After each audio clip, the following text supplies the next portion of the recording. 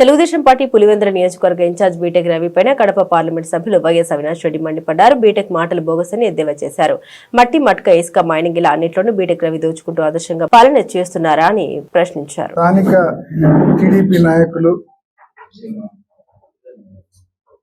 BTech Ravi ఆయనతో పాటు మరికొంతమంది ప్రెస్ మీట్ పెట్టి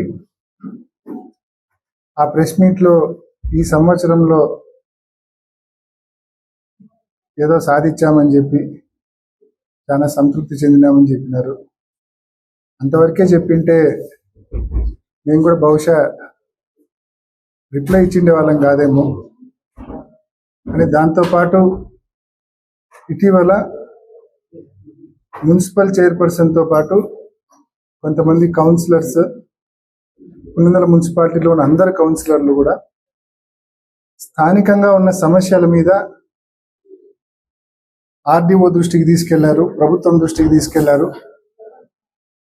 వాటిని సాల్వ్ చేయమని చెప్పి గట్టిగా అడిగే కార్యక్రమం చేసినారు. దాన్ని ఆయన ఎంత వెటకారంగా మాట్లాడినాడంటే, అంటే చైర్పర్సన్ కానీ ఆయనతో పాటు వెళ్ళిన కౌన్సిలర్లు కానీ వాళ్ళు వెధవలు అనుకోవాలన్నా అమాయకులు అనుకోవాలన్నా అని చెప్పి వాళ్ళ గురించి వెటకారంగా బీటెక్ రవి గారు మాట్లాడడం జరిగింది. ఇంకా బహుశా ఆయనకి ఎవరో సలహాదారుడు కూడా ఉన్నారంట, మెడికల్ కాలేజీ పక్కన ఉంటాడంట సలహాదారుడు అని కూడా చెప్పినాడు. ఆయన దగ్గర సలహాలు కూడా తీసుకోమని ఇప్పుడు చెప్పినాడు. మరి బహుశా ఆయన సలహా ఇయ్యలేదేమో, మెడికల్ కాలేజ్ పక్కనే కదా ఉండేది, ఆయన సలహా ఇయ్యలేదా? ప్రైవేటీకరణ మెడికల్ కాలేజీలు చేస్తే పేదలు నష్టపోతారు అని ఎప్పుడు మీకు సలహా ఇయ్యలేదు ఆయన? అండ్ ఆ ఆస్పెక్ట్ పక్కన పెడితే, మున్సిపాలిటీలో కౌన్సిలర్స్ కావచ్చు, చైర్పర్సన్ గారు కావచ్చు, లేకుంటే మా ఇన్ఛార్జ్ మనోహర్ రెడ్డి గారు కావచ్చు, వీళ్ళందరూ కూడా పోయిన ఇష్యూస్ ఏంటి? ఒకటి, ఊర్లో రేషన్ డిస్ట్రిబ్యూషన్ సరిగ్గా జరగడం లేదు. ఈ రేషన్ డిస్ట్రిబ్యూషన్ అనేది కనీసం 30 to 40% కూడా ప్రజలకు అందడం లేదు. 60-70% మొత్తం అక్రమ రవాణా జరిగి నీకు మిస్యూజ్ అయ్యి దాన్ని మళ్ళీ పాలిషింగ్ చేసి ఎక్స్పోర్ట్ చేసే కార్యక్రమం చేస్తున్నారు. అత్యంత దారుణంగా రేషన్ డిస్ట్రిబ్యూషన్ జరుగుతూ ఉంది. దీన్ని చక్కదిద్దండి, పేదలందరికీ కూడా రేషన్ వచ్చే విధంగా, రేషన్ బియ్యం వచ్చే విధంగా చర్యలు తీసుకోండి అని చెప్పి ఒకసారి ప్రభుత్వం దృష్టికి తీసుకెళ్లారు మా చైర్పర్సన్, కౌన్సిలర్స్ అందరు కలిపి. రెండోసారి స్థానికంగా మనం దాదాపు 1000 ఇళ్ళు, దాదాపు 10,000 ఇళ్ళు దగ్గర దగ్గర మన జేఎన్టీయూ దగ్గర బ్యాక్ సైడ్ మన లేఅవుట్లో మనం తీసుకొచ్చాం. అక్కడ కావచ్చు, బాపనపల్లి దగ్గర కావచ్చు. సో ఈ 10,000 ఇళ్ళు, దాదాపు 8 నుంచి 9,000 ఇళ్ళు, ఈ ఇళ్లకు సంబంధించి ఈ 18 మాసాల్లో ఎటువంటి పురోగతి లేదు. కనీసం 1 లక్ష రూపాయల పని కూడా జరగలేదు. ఆ ఇల్లు కంప్లీట్ చేసి పేదలకు అప్పగించండి. ఆ ఇల్లు గతంలో ఒక దశకు తెచ్చిన రాక్రీట్ సంస్థ ఏదైతే, రాప్తాడు ప్రకాష్ రెడ్డి వాళ్ళ సంస్థ ఏదైతే ఉందో, ఆ సంస్థ పులివెందులతో పాటు అనేక చోట్ల వాళ్ళు ఈ వర్కులు చేసినారు. వాళ్ళకు పెండింగ్ బిల్స్ ఉన్నాయి. ఆ పెండింగ్ బిల్స్ రావాలన్న కారణంతో వాళ్ళు హైకోర్టుకు పోయి స్టే తీసుకొచ్చినారు. కానీ ఇక్కడ చిన్న విషయం ఏంటంటే, నేను హౌసింగ్ అధికారుల దృష్టికి, ఎండీ దృష్టికి కూడా గతంలో తీసుకెళ్ళినా, ఇప్పుడు సంవత్సరం క్రితమే తీసుకెళ్ళినా. పులివెందుల హౌసింగ్ కాలనీ వరకు పేమెంట్ ఇవ్వాల్సిన దానికంటే ఇంకా 10 రూపాయలు ఎక్స్ట్రా పేమెంటే జరిగింది.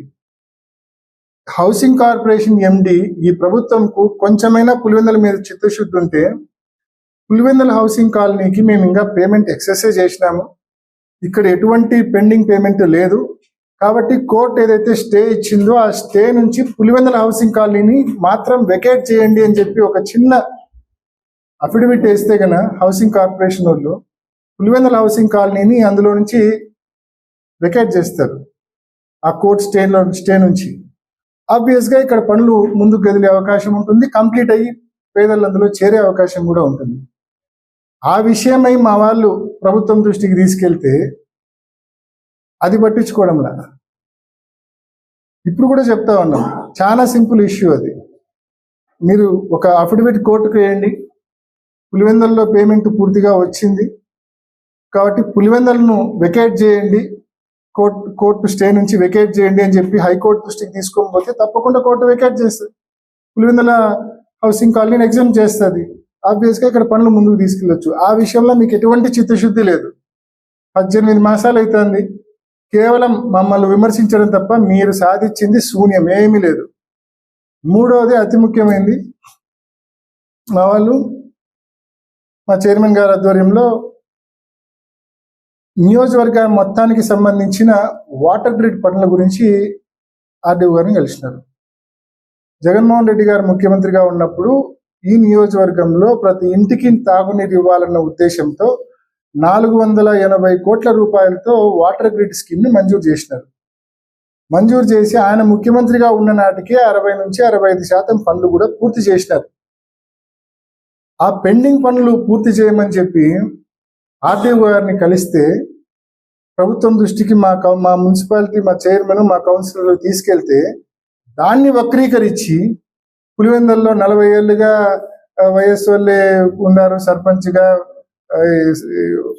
మున్సిపల్ చైర్పర్సన్ గా అన్ని ఉండారు, మరి మీరు నీళ్ళ సమస్య ఉందని చెప్పి మా దృష్టికి తీసుకొని వస్తారా అని చెప్పి అంటారు. సరే, నాకు బుర్ర ఉందనుకోవాలనా లేదనుకోవాలనా? బేసికల్ గా ఒకటి ఆలోచించండి. పులివెందులకు ఇప్పటి వరకు ఈ వాటర్ గ్రిడ్ రాకమునుపు, ఈ వాటర్ గ్రిడ్ స్కీమ్ కు జగన్మోహన్ రెడ్డి గారు శంకుస్థాపన చేయక ముందు వరకు పులివెందుల్లో ఒకటి మన నియోజకవర్గంలో ప్రధానంగా సిబిఆర్ నుంచి 140 పల్లెల స్కీమ్ ఒకటి నడుస్తూ ఉంది. ఇది అందరికీ తెలిసిన విషయమే. అదేవిధంగా వేంపల్లెలో అయితే గన వేంపల్లె పాపాగ్ని నుంచి వేంపల్లె టౌన్ ప్లస్ ఒక 18 పల్లెల స్కీమ్ అదొకటి నడుస్తూ ఉంది. చక్రాపేట మండలంలో అయితే గన కే రాచుపల్లె డ్రింకింగ్ వాటర్ స్కీమ్ ఒకటి నడుస్తుంది. పాపాగ్ని నుంచి చక్రాపేట మండలం స్కీమ్ నడుస్తుంది. దీనికి సంబంధించిన మెయింటెనెన్స్ కు ప్రతి ఏడాది కూడా జిల్లా పరిషత్ టెండర్లు పిలుస్తూ ఉంటుంది. ఇవి మనకు అందుబాటులో ఉన్న పథకాలు. వీటితో పాటు రాజశేఖర రెడ్డి గారు ముఖ్యమంత్రిగా ఉన్నప్పుడు ఈ ఒక్క 148 పల్లెల స్కీమ్ తో పులివెందులకు నీళ్లు ఇవ్వలేమని చెప్పి నక్కలపల్లె సమ్మర్ స్టోరేజ్ ట్యాంక్ నిర్మించి అక్కడి నుంచి మున్సిపాలిటీకి నీళ్లు తెచ్చే కార్యక్రమం కూడా చేసినారు. ఆ తర్వాత నీళ్ళ సమస్యలు ఎక్కువ ఉంటే ఉల్లిమెల్ల దగ్గర ఒక 5-6 బోర్లు వేసినాం. కదిరి రోడ్లో కూడా ఒక 5-6 బోర్లు వేసి అవి కూడా మున్సిపాలిటీకి నీళ్ళు ఇచ్చే కార్యక్రమం చేస్తున్నాం. నీళ్ళ విషయంలో ఎక్కడే కానీ రాజీ పడకుండా, ఎక్కడే కానీ ఎటువంటి ఇబ్బంది లేకుండా నీళ్ళు ఇచ్చే కార్యక్రమం ఇన్నేళ్ళుగా చేస్తా ఉన్నాం. సో దీన్ని శాశ్వతంగా ఇప్పుడున్న ఈ పథకాలకు సంబంధించిన మెయింటెనెన్స్ ఎక్కువ అవుతా ఉంది. ఇప్పుడు ఇన్ని పథకాలు మెయింటైన్ చేయాలంటే భారం అవుతా ఉంది, కష్టం అవుతా ఉంది అని చెప్పి జగన్మోహన్ రెడ్డి గారు మొత్తం కాన్స్టిట్యున్సీలోని ప్రతి ఇంటికి కూడా ఈ వాటర్ గ్రిడ్ స్కీమ్ ద్వారా నీళ్లు అందించాలని చెప్పి ఆయన 480 కోట్ల రూపాయలు మంజూరు చేస్తే అందులో 60-65% పనులు కూడా ఆయన హయాంలో పూర్తి చేస్తే ఆ పెండింగ్ పనులు పూర్తి చేయమని చెప్పి మా వాళ్ళు ప్రభుత్వం దృష్టికి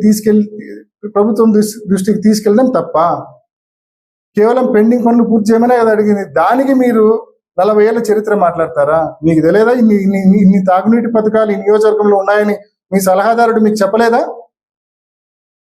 సిబిఆర్ నుంచి 148 పల్లెల స్కీమ్ ఉందని, అదేవిధంగా నక్కలపల్లె నుంచి పులివెందులకు నీళ్లు వస్తాయని, ఉల్లిమెల్ల దగ్గర నుంచి అదేవిధంగా కదిరి రింగ్ రోడ్ నుంచి మున్సిపాలిటీకి నీళ్లు తీసుకుంటారని, అదేవిధంగా వేంపల్లెకు పాపాగ్ని నుంచి తీసుకుంటారని, చక్రాపేటకు పాపాగ్ని నుంచి తీసుకుంటారని, ఇంతకాలం నడిచిన పథకాల గురించి మీకు అవగాహన లేదా? మీ సలహాదారుడు మీకు చెప్పలేదా? మీకు ఇవన్నీ ఏమాత్రం బుద్ధి లేకుండా, ఏమాత్రం జ్ఞానం లేకుండా, ఏమాత్రం అవగాహన లేకుండా బోగస్ మాటలు. నీ పేరు ముందు బీటెక్ అనేది ఎంత బోగస్సో నీ మాటలు కూడా అంతే బోగస్. ఈ బోగస్ మాటలు పక్కన పెట్టమని చెప్పి ఈ బీటెక్ రవి గారికి నేను హితవు పలుకుతా ఉన్నా. ఇంకొకసారి, ఇప్పుడు అధికారంలో ఉండేవాడు పని చేయాల, మాటలు చెప్పకూడదు. నేను లాస్ట్ 5 ఏళ్ళు చేసిన పని అదే. అధికారంలో ఉన్నోళ్ళు పని చేయాల, మాటలు చెప్పకూడదు. ప్రతిపక్షంలో ఉన్నోళ్ళు సమస్యలు లేవనెత్తాల. మేము సమస్యలు లేవనెత్తుతాం. మీరు అధికారంలో ఉండారు, చేతనైతే పరిష్కరించండి. ఇంకోటి, మీకు ఏ రకంగా మీ పాలన సంతృప్తికరం అనిపించిందో నాకైతే అర్థం కాలే. మీ పాలన మీకు ఏ రకంగా సంతృప్తికరం అనిపించిందో నిజంగా నాకే కాదు, పులివెందుల ప్రజలకు ఎవరికీ అర్థం కాల. ఇన్ని పెండింగ్ పనుల్లో ఒక్క విషయంలో అయినా కనీసం మీరు పురోగతి సాధించారా ఈ సంవత్సర కాలంలో, ఈ 18 మాసాల కాలంలో? ఏడాది మొదలు పెట్టడమే మీ ఘనకార్యాల గురించి చెప్పాలంటే 2025 ఏడాది మొదలు పెట్టడమే సంక్రాంతికి 10 కోట్ల రూపాయలు ముగ్గురాయి లేపేసినారు, దొంగతనం చేసినారు. రాత్రి 100 టిప్పర్లు పెట్టి 10 కోట్ల రూపాయలు ముగ్గురాయిని సింగిల్ నైట్ లో దొంగతనం చేసిన మహానాయకుడు బీటెక్ రవి గారు. ఇది మీరు ఏడాది మొదలు పెట్టడమే ఒక భారీ దోపిడీతో మొదలు పెట్టినారు. ఆ తర్వాత మీరేమన్నా ఖాళీగా ఉన్నారా? ఏడాది పొడవునా ఒక్క రోజు కూడా గ్యాప్ ఇవ్వకుండా, ఒక గంట కూడా గ్యాప్ ఇవ్వకుండా పాపాగ్నిలో ఇసుక తోడడం. కుమార కాలువ సర్పంచ్ మన వచ్చి ఫోటోలు చూపించి చెప్తా ఉన్నాడు, కలెక్టర్ దగ్గర కూడా కంప్లైంట్ ఇచ్చినాం. ఇది రెండోసారి కుమార కాలువ, ఆ ఊర్లో ఉన్న రైతులు, ఆ ఊర్లో ఉన్న సర్పంచ్ అందరూ వచ్చి కంప్లైంట్ ఇస్తా ఉన్నారు. మా ఊరు పక్కన ఒకప్పుడు కుమార కాలువకు మా ఊరి పక్కన పాపాగ్ని నది పారేది, ఇప్పుడు పాపాగ్ని నది పారడం లేదు, పాపాగ్ని గొయ్యి అయింది మా ఊరు అని చెప్తా ఉన్నారు. పాపాగ్ని నది ప్లేస్ లో పాపాగ్ని గొయ్యి అయిందంట. ఆ గొయ్యి కూడా వాళ్ళ పొలాల గట్టు వరకు వచ్చింది. ఈసారి ఆ నీళ్లు కనుక ఫ్లో అయితే, పైనుంచి వర్షాలు పడి వాటర్ ఫ్లో అయితే వీళ్ళ పొలాలన్నీ కోసుకుపోయే ప్రమాదం ఉంది. కుమార కాలువకు సంబంధించిన పొలాలన్నీ కోసుకుపోయే ప్రమాదం ఉంది. యథేచ్ఛగా రోజుకు 100 నుంచి 150 ట్రిప్పులు ఇసుక చక్రాయపేట నుంచి అట్లే మీరు పక్క రాష్ట్రాలు తరలిస్తారు. బహుశా ఇది ఆయనకు సంతృప్తికరం అనిపించింటుందని నేను అనుకుంటున్నా. ఈ దోపిడీ కార్యక్రమం ఇష్టం వచ్చినట్టు జూదం, ఊరంతా ఇష్టం వచ్చినట్టు ముగ్గురాయి దోపిడీ, ఇష్టం వచ్చినట్టు మట్క, ఇష్టం వచ్చినట్టు దొంగతనాలు, నో లా అండ్ ఆర్డర్. వీటికి తోడు మా కార్యకర్తల మీద ముబ్బడిగా దొంగ కేసులు, తప్పుడు కేసులు. ఏమి జరగకపోయినా 307 సెక్షన్ పెట్టి అటెంప్ట్ మర్డర్ అని చెప్పి జైల్లో వేస్తా ఉన్నారు. ఏమి జరగకపోయినా ఫాల్స్ కేసులు పెట్టి జైల్లో వేసినారు. బహుశా ఇవన్నీ కార్యక్రమాలు, ఈ ఇసుక దోపిడీ, ముగ్గురాయి దోపిడీ, ఈ జూదము, ఇవన్నీ విచ్చలవిడి దొంగతనాలు, ఇవన్నీ బహుశా వీటన్నింటి వలన మీకు బహుశా సంతృప్తికరం అనిపించిందేమో అని మేమందరం కూడా అనుకుంటా ఉన్నాం. లేకుంటే ఏం చూసి సంతృప్తి పడాలా? మీ పాలనలో పూర్తిగా ఇచ్చిన హామీలు ఎగరగొట్టేసినారు. ఏ ఒక్క పథకం ఇవ్వడంలే. 18 ఏళ్ళ నుంచి 50 ఏళ్ళ వరకు డబ్బు ఇస్తామన్నారు. సంవత్సరానికి 18,000, 2 సంవత్సరాలు కావస్తుంది. ₹1 ఇలా ఏ ఒక్క మహిళకు మీరు. నిరుద్యోగులకు నెలకు ₹3,000 నిరుద్యోగ వృత్తి ఇస్తామన్నారు. ₹1 ఒక్క నిరుద్యోగికి ఇవ్వలే ఇప్పటిదాకా. ఏ ఒక్క రైతు మీ పట్ల సంతోషంగా లేడు. రైతు భరోసా డబ్బులు ఒకప్పుడు జగన్మోహన్ రెడ్డి గారి పరిపాలనలో ప్రాంప్ట్ గా డబ్బులు వచ్చేటి. ఈ పరిపాలనలో కేంద్రం ఇచ్చే డబ్బు కాకుండా మీరు ఏడాదికి 20,000 ఇస్తామన్నారు. ఏడిచ్చినారు. సో రైతులు కావచ్చు, మహిళలు కావచ్చు, నిరుద్యోగులు కావచ్చు, ఏ ఒక్కరు ఈ ప్రభుత్వంలో సంతోషంగా లేరు. పెన్షన్లు మాట్లాడదామా? 66 లక్షల పెన్షన్లు జగన్మోహన్ రెడ్డి గారి హయాంలో 66 లక్షల పెన్షన్లు వచ్చేటి పేదలకు, వికలాంగులకు, వృద్ధులకు, వికలాంగులకు. మరి మీ హయాంలో ఇంకా పెరగాలి కదా. 5,5,5,5 లక్షల పెన్షన్లు కోత కోసినారు. కేవలం 18 మాసాల్లో 5,5 లక్షల పెన్షన్లు వచ్చేటి కోత కోసినారు. ఇది బహుశా సంతృప్తినిచ్చిందేమో వీళ్ళకు, టీడీపీ నాయకులకు. నీళ్ల గురించి మీరు ఎంత తక్కువ మాట్లాడితే అంత మంచిది. చరిత్ర తెలుసుకోండి. ఒకవేళ అవగాహన లేకపోతే మీ సలహాదారుని అడిగి తెలుసుకోండి మీరు చరిత్ర. ఈ ప్రాంతానికి కృష్ణా జలాలు వస్తున్నాయంటే ఎవరు చలువ? దివంగత ముఖ్యమంత్రి డాక్టర్ వైఎస్ రాజశేఖర రెడ్డి గారు చేసిన కృషి వలన ఈ ప్రాంతానికి కృష్ణా జలాలు వస్తున్నాయి. ఆ రోజు రాజశేఖర రెడ్డి గారు ముఖ్యమంత్రిగా ఉన్నప్పుడు ఎన్ని ఇబ్బందులు ఎదురైనా, ఎంతమంది వ్యతిరేకించినా పోతిరెడ్డిపాడు హెడ్ రెగ్యులేటర్ను 11,000 నుంచి 44,000 క్యూసెక్లకు రాజశేఖర రెడ్డి గారు పెంచడం జరిగింది. ఆ తర్వాత జగన్మోహన్ రెడ్డి గారు దాన్ని 80,000 క్యూసెక్లకు పెంచడం జరిగింది. ఈరోజు రాజశేఖర రెడ్డి గారు తీసుకున్న నిర్ణయం వల్లనే, ఆయన చేయించిన పనుల వల్లనే గండికోటకు పెద్ద ఎత్తున నీళ్ళు వస్తూ ఉన్నాయి. గండికోట నుంచి సిబిఆర్కి ఎత్తిపోతల పథకం ఎవరు చేయించింది? రాజశేఖర రెడ్డి గారు. గండికోట నుంచి పైడిపాలెంకు ఎత్తిపోతల పథకం ఎవరు చేయించింది? రాజశేఖర రెడ్డి గారు. కృష్ణా జలాలు ఈ ప్రాంతానికి వచ్చినాయంటే కారణం రాజశేఖర రెడ్డి గారు. గండికోటలో 5-6 టీఎంసీలు కూడా పెట్టలేని పరిస్థితుల్లో 1000 కోట్ల రూపాయల R&R ప్యాకేజ్ ఇచ్చి 26 టీఎంసీలు పెట్టే దిశగా మరి 1000 కోట్ల ప్యాకేజీ చెల్లించింది ఎవరు?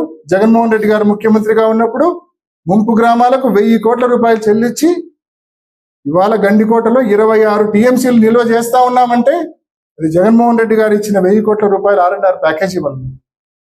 సిబిఆర్ లో మనం ఏనాడు 5 టీఎంసీలను పెట్టి నిల్వ చేసుకోలేదు. మనం సిబిఆర్ లో ఇవాళ మనం 10 టీఎంసీలు నిల్వ చేసుకుంటున్నాం. ఎలా నిల్వ చేసుకుంటున్నాం?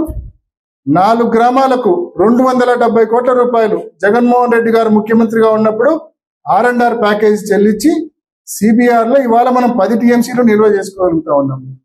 ఈ మాదిరి గండికోటలో అయినా, చిత్రావతిలో అయినా, పైడిపాలెంలో అయినా పూర్తి స్థాయిలో ఆ రిజర్వాయర్లు మనం నింపుకుంటున్నామంటే ఆ రోజు రాజశేఖర రెడ్డి గారు, తర్వాత జగన్మోహన్ రెడ్డి గారు కారణం. ఇవన్నీ తెలిసి కూడా ఈ ప్రాంతంలో 2 ముఖ్యమంత్రులు పరిపాలించినా కూడా ఈ ప్రాంతంలో నీళ్లు తేలేకపోయినారని చెప్పి నువ్వు బోగస్ మాటలు మాట్లాడతావా? నోరుంది కదా అని చెప్పి ఏది మాట్లాడినా చెల్లుతుంది అనుకోవద్దు. అధికారం ఉంది కదా అని చెప్పి ఏం మాట్లాడినా చెల్లుతుందని పొరపాటు కూడా అనుకోవద్దు. ఈ ప్రాంతంలో రైతులందరికీ తెలుసు, ప్రజలందరికీ తెలుసు, ఈ ప్రాంతానికి సంబంధించిన సాగునీటి విషయంలో, తాగునీటి విషయంలో దివంగత నాయకుడు వైఎస్ రాజశేఖర రెడ్డి గారు కావచ్చు, అదేవిధంగా జగన్మోహన్ రెడ్డి గారు కావచ్చు, ఎంత కృషి చేశారనేది, ఎంత సాధించారనేది ప్రతి రైతుకు, ప్రతి ఒక్కరికి కూడా తెలుసనే విషయాన్ని మనవి చేస్తూ, మరి ఖచ్చితంగా ఇకపై ఇటువంటి బోగస్ మాటలు పక్కన పెట్టి నిజంగా ఈ ప్రాంతం అభివృద్ధి పట్ల శ్రద్ధ పెట్టమని చెప్పి వారికి హితవు పలుకుతా ఉన్నాం.